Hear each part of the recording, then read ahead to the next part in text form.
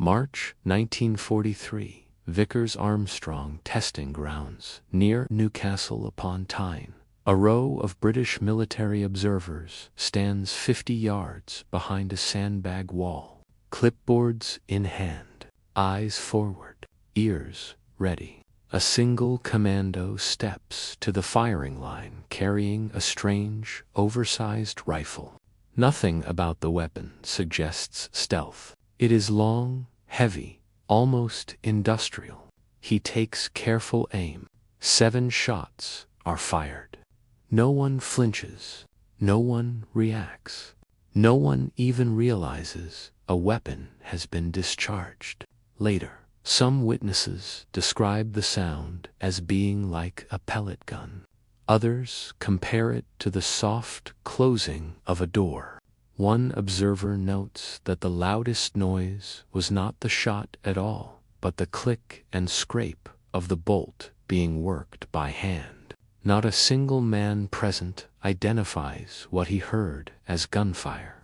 In that quiet moment, British engineering had achieved something no Allied weapon had ever accomplished before. Rifle that could kill silently at distances once thought impossible. By 1942. The problem facing British special operations was brutally simple. Modern war was loud.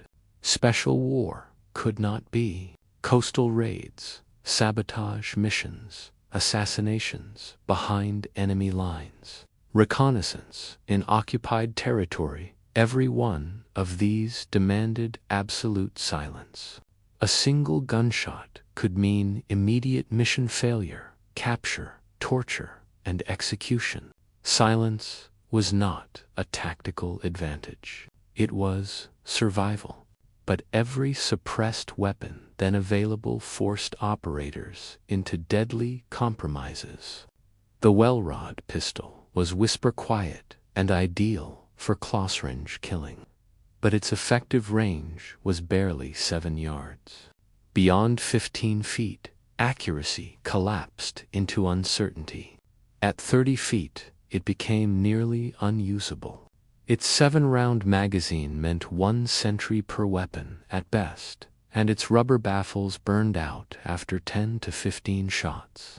The silenced Sten offered volume of fire, but its reciprocating bolt produced unavoidable mechanical noise with every shot. Even when the suppressor reduced muzzle blast, the clatter of metal moving inside the weapon defeated concealment. Full automatic fire destroyed its baffles within magazines. The Americans attempted silence with .22 long rifle pistols.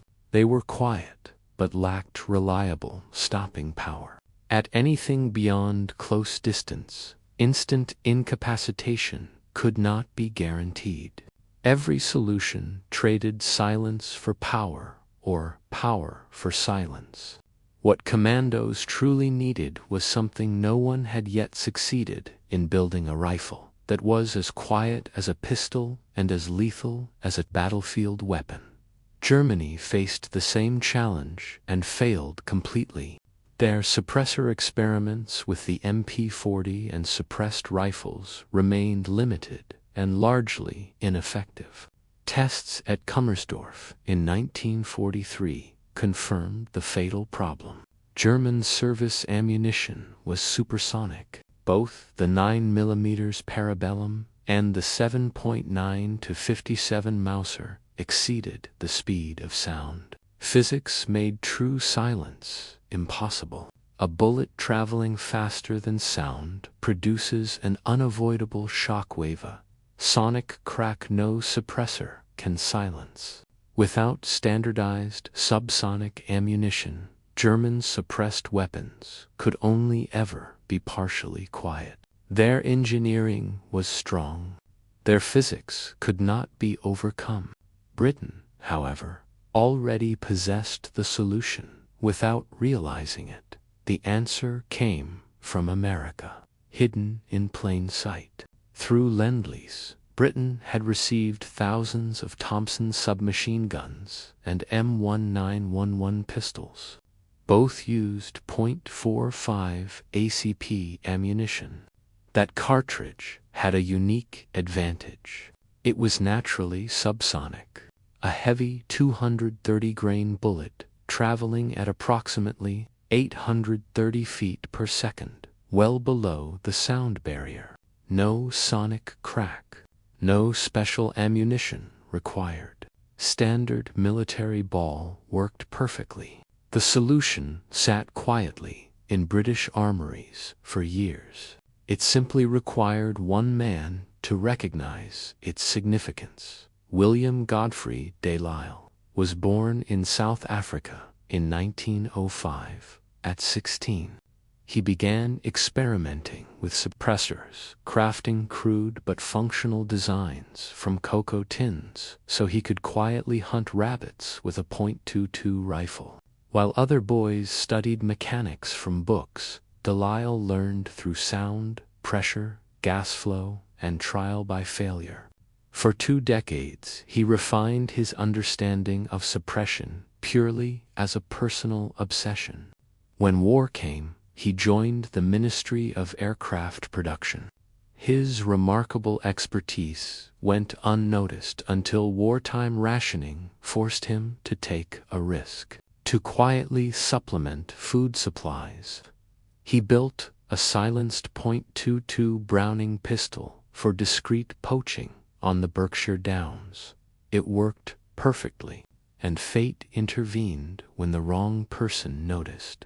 The pistol came to the attention of Major Sir Malcolm Campbell, world famous for holding both land and water speed records.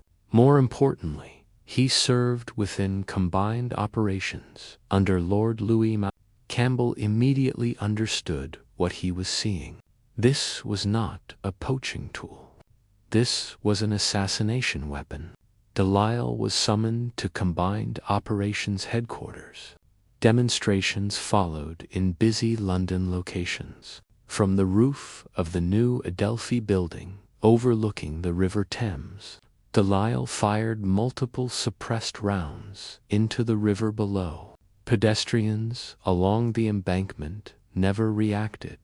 Another test took place near Piccadilly at Wilkes Gunmakers, where de Lisle fired across a street into a chimney. Again, nobody noticed. Within days, the Ministry of Aircraft Production released him for full-time weapons development. Initial experiments were conducted with 9mm parabellum. They failed immediately. At 1,120 feet per second, the bullet was supersonic. The sonic crack remained. The failure mirrored the silenced Sten. De Lisle then turned 2.45 ACP at 830 feet per second. It remained subsonic. There was no crack. The heavy bullet delivered devastating terminal effect, far superior to suppressed .22 weapons. The ammunition already existed in British supply chains. No new logistics were required. The acoustic problem vanished in a single engineering decision. Now, de Lisle needed the right mechanical foundation. He selected the short magazine Lee-Enfield Mark III action. It was proven, reliable, and abundant. Most importantly, it was bolt-action. There was no automatic cycling, no reciprocating mass, no mechanical clatter. Every sound occurred only when the shooter chose to move the bolt. Noise became fully controllable. The suppressor design that followed was revolutionary. A massive 16-inch integral suppressor became a permanent part of the weapon. The barrel itself was cut from Thompson's submachine gun barrels to just 7 to 7¼ inches of rifled length. Around the barrel's circumference, de Lisle drilled multiple gas bleed ports so that propellant gases vented into the suppressor before the bullet even exited the muzzle. This drastically reduced the pressure that normally generates a gunshot's explosive report inside the suppressor. were 10 to 13 duralumin baffles arranged in a spiral configuration resembling an Archimedes screw. Expanding gases were forced to swirl laterally rather than moving directly forward. By the time they reached the muzzle, the gases had cooled and slowed to near ambient atmospheric pressure. Virtually no sound remained. Lisle also addressed an overlooked suppressor flaw: vacuum collapse. Many suppressors create a low-pressure void behind the bullet. When air rushes back in, it generates a secondary crack. Lisle's internal muzzle profile eliminated this effect entirely. Some versions of the suppressor even used felt, rubber, or asbestos lining protected by thin brass sheets for further sound absorption. The weapon accepted modified Colt 1911 pistol magazines. Standard capacity was 7 rounds. Extended magazines held 11. The receiver was modified by removing the charger bridge, shortening the bolt, and recessing the bolt face for rimless .45 ACP cartridges. The finished weapon weighed 7 pounds 8 ounces, unloaded. Overall length was 35.6 inches. Effective range reached 200 yards. Sound level measured approximately 85.5 decibels, roughly the volume of a household vacuum cleaner. For a rifle firing full-power combat ammunition, it was unprecedented. 17 prototypes were hand-built at the Ford Dagenham factory tool room. Final assembly occurred inside the factory manager's ARP air raid dugout during German bombing raids. Lisle worked alongside a master foreman and skilled craftsmen from Holland and Bapty & Company. By late 1943, the first carbines quietly entered service with British Commandos. They would soon prove that silence itself could be weaponized.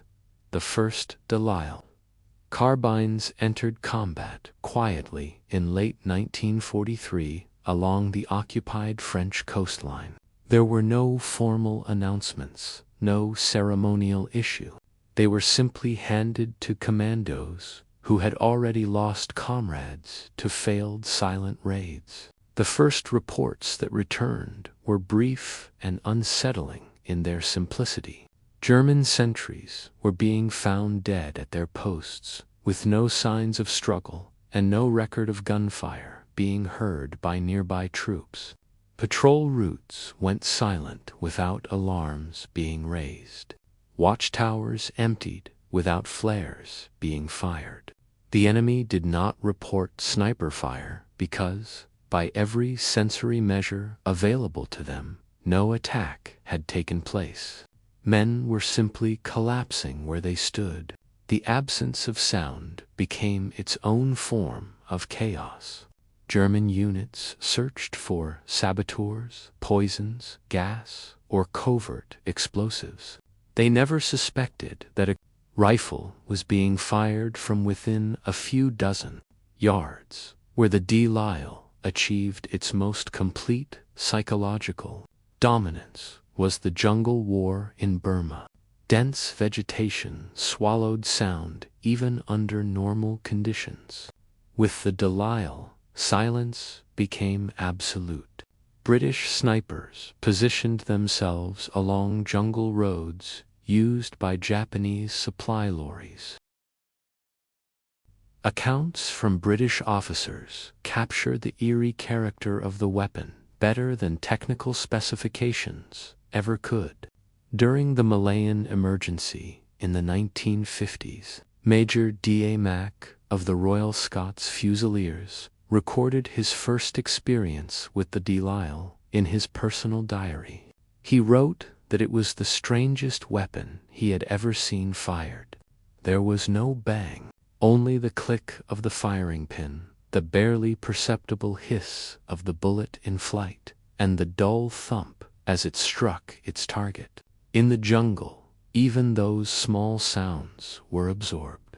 Men standing nearby often did not even turn their heads. In December of 1950, a formal demonstration was conducted at a training center with an audience standing within 50 yards. 5 rounds were fired. Not one observer realized that a rifle had been discharged. Even those accustomed to hearing suppressed weapons could not identify what they were hearing. Measured sound levels confirm what the witnesses experienced. The Lisle averaged roughly 85.5 decibels at the shooter's position. For comparison, most modern suppressed handguns register between 117 and 140 decibels. The Welrod pistol was slightly quieter at approximately 73 decibels, but only at contact distance and with a suppressor that rapidly self-destructed under use. The Stenmark IIS measured close to 89.5 decibels at the muzzle, but its mechanical action produced additional noise that could not be disguised. The high standard HDM impressed Roosevelt during its Oval Office demonstration, but the .22 long rifle cartridge lacked stopping power and effective range. The Lisle alone combined near Welrod quietness with rifle-level lethality and 200-yard engagement distance. No other Allied weapon achieved that balance. Germany never fielded an equivalent. Despite extensive experimentation with suppressors for the MP40 and Carabiner 98K, German development remained trapped by physics and logistics. Their ammunition inventory was dominated by supersonic cartridges. No standardized subsonic service round existed in German supply chains. Without subsonic ammunition, true silence was unattainable regardless of suppressor design. German suppressors could reduce muzzle blast, but the sonic crack of the bullet remained unavoidable. Britain succeeded not through superior industrial capacity, but because it possessed a heavy, slow pistol round originally designed for close-range stopping power. 45 ACP made silence possible before any suppressor was even attached. In the summer of 1944, Sterling Engineering was contracted to produce 500 Lisle carbines. 450 were standard M2 Commando models. 50 were planned as airborne variants with folding metal stocks for parachute troops. Production remained slow. The suppressor alone required extensive precision machining. Each unit was effectively hand-built. Then the war ended. On December 20th, 1945, the contract was terminated. German V-rocket attacks had already destroyed many of Sterling's production records.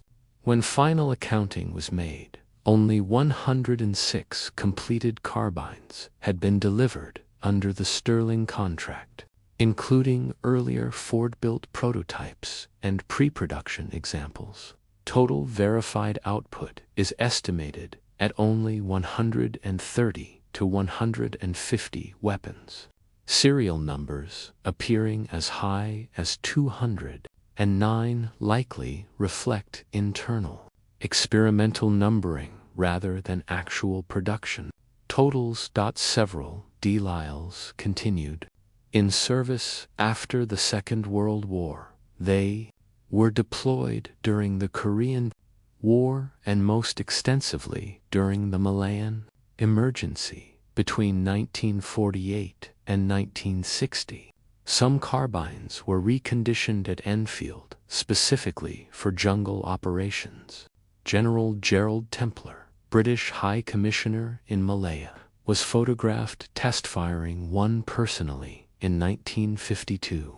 Claims of later SAS used during the Northern Ireland conflict surface periodically, but remain unsubstantiated in official records. Today, the Lisle remains one of the rarest military small arms of the 20th century. One verified original example resides in the Small Arms School Corps collection at Warminster. A handful exist in private collections. Modern reproductions are produced in extremely limited numbers by specialized manufacturers. In the United States, ownership requires dual registration under the National Firearms Act as both a short-barreled rifle and a suppressor. Prices exceed $6,000. Even then, few replicas fully replicate the internal construction of the original. From an engineering perspective, the Lisle remains close to the theoretical limit of what passive suppression can achieve in a shoulder-fired weapon. Its success came not from any single feature, but from the perfect alignment of several principles that modern designers still chase. Inherently subsonic ammunition, eliminating the sonic crack at the source.